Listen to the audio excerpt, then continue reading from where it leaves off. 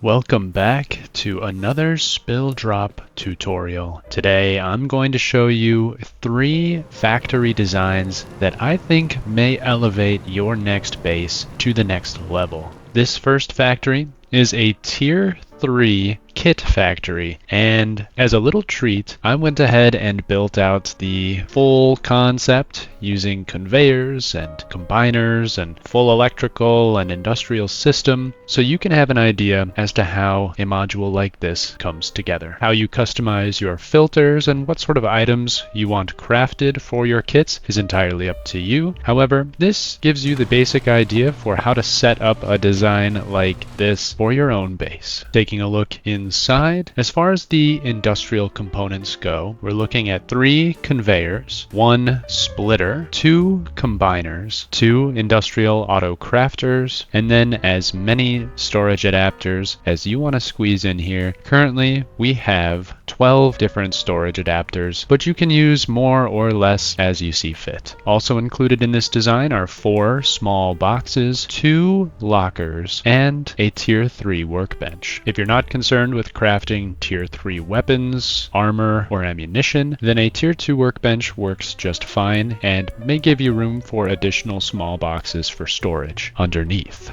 However, for this design, I wanted to show you how to lay out a slightly more complex version of this factory design. The Tier 3 has a slightly larger footprint, so it can be a little bit trickier to fit into this design, which is why I opted to use that workbench instead of the Tier 2. Before we get into the details of this design, I'm going to show you how it works. So I've got a couple of resources in my inventory. We're going to go ahead and deposit them in these drop boxes down here. As you can see, they're already getting carted along through the system. So following the path of these raw materials, they start by traveling through these yellow pipes into this combiner, which can be tied into other drop boxes in your base. That flows into this conveyor, which then flows for overflow storage back into these small boxes and into these 2 small boxes up here, which in turn all flow into this conveyor here. On this conveyor, I have it set to accept components and resources, so that means any crafting materials that you could possibly need to create arms and armor or ammunition will flow into this conveyor and then into this splitter. This splitter here separates the 2 pipes that we need for the 2 auto crafters we've got on the Tier 3 here and here. If we take a look inside the auto crafters, you can see we've got a blueprint for 5.56 ammo, and our input fields are filling up here from those drop boxes. Same can be said for this lower industrial crafter down below. Once that ammunition is crafted, it flows out from this industrial crafter back down and into this combiner here, where it then flows into this conveyor, which directs all that ammunition into these 2 lockers. And that is how the system works. Very simple, and it doesn't require all that much energy. In fact, the total amount of power that's coming out of this system here for the conveyors and one of the auto crafters is just 4 rust watts per minute, and the remaining 5th rust watt per minute is going off to our other industrial auto crafter. So for just 5 rust watts per minute, you've got a fully functioning automated factory for your kits, ammo, and arms. As with all of my modules, this is just a conceptual layout. You can change how you organize this to your specifications. However, to get these placements to work the way that I've got them here, I recommend starting with the hard side stone wall facing in to this 1x1, and I'll show you why here. If we flip this wall around to the hard side, you can see a little bit of a difference there. Let's flip this side, the hard side as well, and then let's place some wires. That'll show us exactly how much difference there is in the height of the hard side wall texture and the soft side wall texture. As you can see, this wire floats cleanly over the surface of this wall very nicely. And if we flip the wall to the soft side facing in, you can see that the wire is now completely embedded in the texture of that wall. That is how much room is provided by the difference in these textures. We get nice and close, you can see that there's actually a significant height difference there between these two walls. So just keep that in mind when you're trying to make these incredibly challenging placements, as you'll see in some of these factory modules. Once you've got all of your hard side walls facing in, I recommend placing your shelf first. You want to get that as high up as you physically can towards the ceiling while still allowing for those boxes to sit up on top. It may require a little bit of trial and error. This was not my first attempt, I promise you that. So I recommend just giving it a try. Sometimes switching to different wall textures, such as the adobe or the brick textures, can allow you to identify certain lines on the texture itself that might make it easier to place those shelves. And once you have that shelf placed and the small boxes placed on top, I recommend placing your lockers on either side. At that point, you can place your tier 3 or your tier 2 if that's the workbench that you intend to use, and then you can flip your walls back to the south side facing in. After that, you can add all of your industrial components, and then I recommend finishing off with these small boxes at the end. Reaching all of these various nodes shouldn't be any trouble. And as you can see, if you've placed your tier 3 far enough against that wall, you can still access these small boxes up here with no trouble at all. All of this fits neatly inside of a 1x1. The only things peeking through are these two storage adapters. For our second factory module of the day, we're going to take a look at this auto sorting module that I've created. Despite how complicated and noodly it may look, it's actually pretty simple. Almost every part of this module is visible here, with the exception of one item that you can't really see very clearly, and that is our hopper, which, if you see, we can float right here inside this barrel. It's actually attached to the lower barrel here on this shelf. It sits right on top, even when these barrels are already in place, which is pretty neat, but you can move the hopper to a different barrel in this module as you see fit. In total, for this module,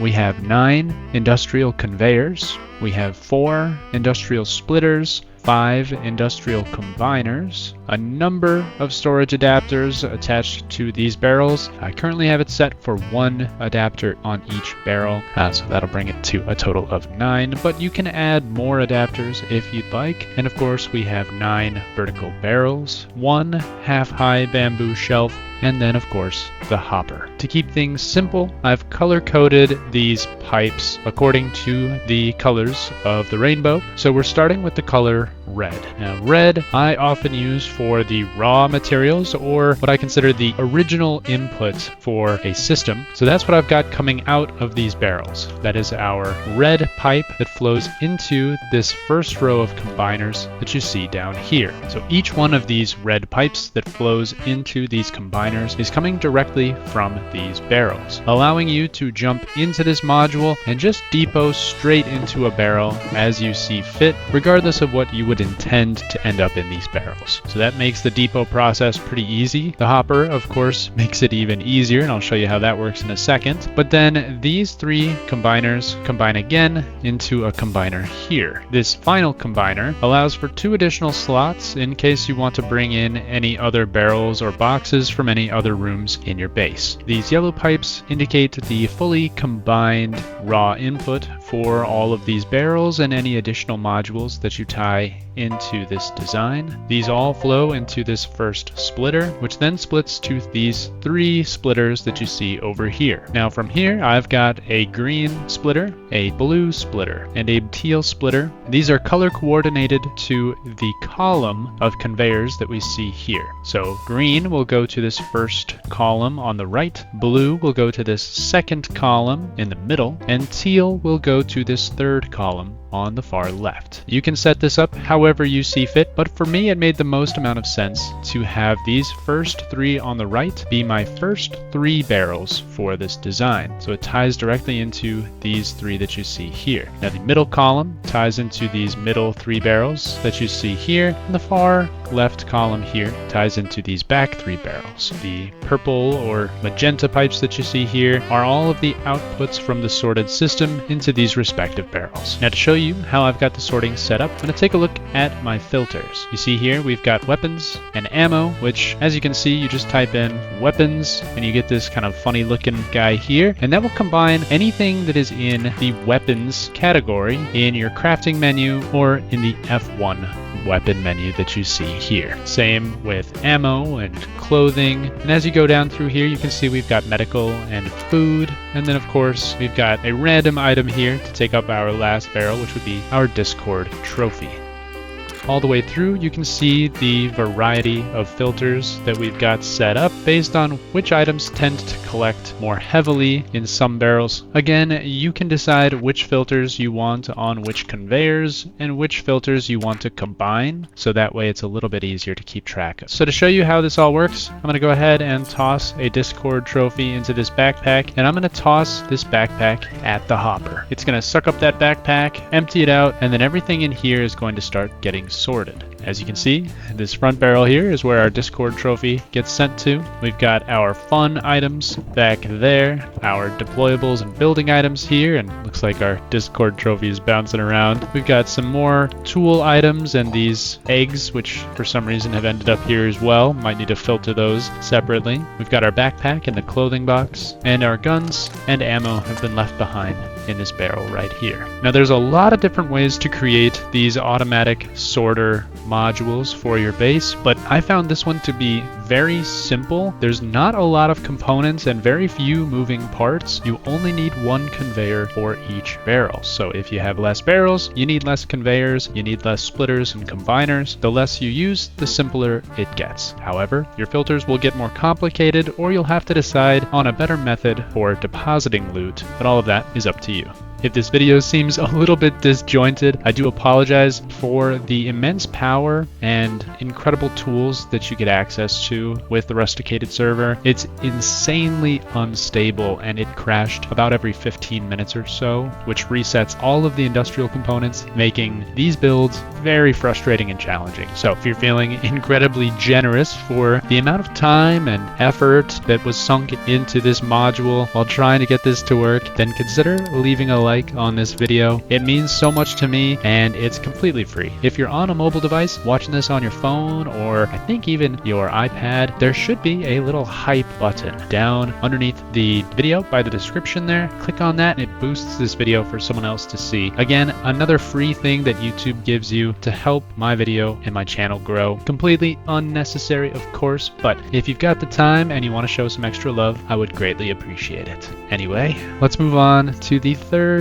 and final factory module of the video. For my third and final factory module, we're looking at a new charcoal generator factory. This is a 2x1 module. As you'll see here, we've got 13 low-grade based furnaces. We have 6 barrels, 11 small boxes. We have a hopper back there so that you can quickly depot any materials that you may have. 5 industrial conveyors, 2 industrial splitters, 1 industrial combiner, 2 electrical branches, 2 igniters, which you can see up there and down there, 2 buttons that you can see here, 4 floating bamboo shelves, and lastly, it's got a refinery down below. So the way that this system works is this hopper and these barrels and boxes here and here are all going to be your depot boxes. You can either toss any raw materials or cooked materials into this hopper, or you can fill up these barrels and boxes manually. From there, they will flow into this splitter. Anything that has already been processed, such as charcoal, high quality metal, metal fragments, sulfur, or low-grade fuel, will go into this conveyor, which will then flow into this combiner, into a splitter, where it will then be filtered between these 2 conveyors into the output barrels. These 2 outputs for this splitter will take wood, ore, and crude oil and funnel them into these 2 conveyors down here. This top conveyor will funnel any ore and wood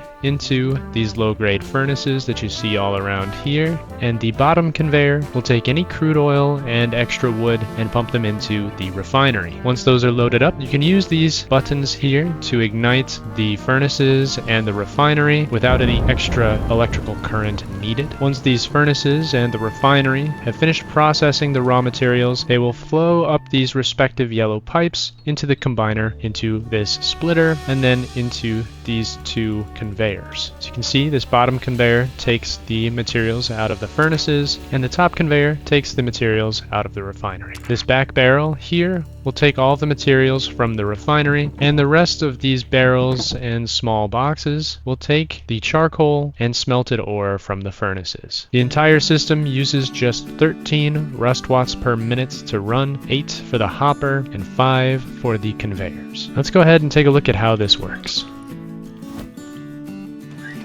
As you can see, the ore and the wood are being moved pretty quickly through here. For some reason the charcoal and the finished stuff isn't moving. Not exactly sure what's up with that.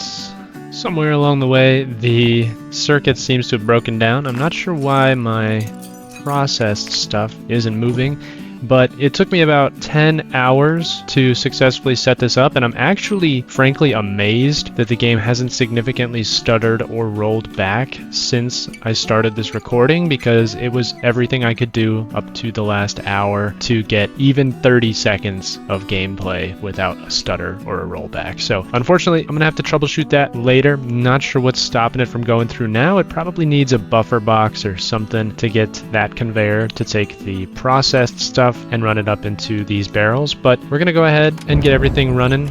As you can see, these two igniters turn just about everything on. You may need to get down here and manually activate the refinery. Looks like it was already on, it's just not showing the flames there. There we go.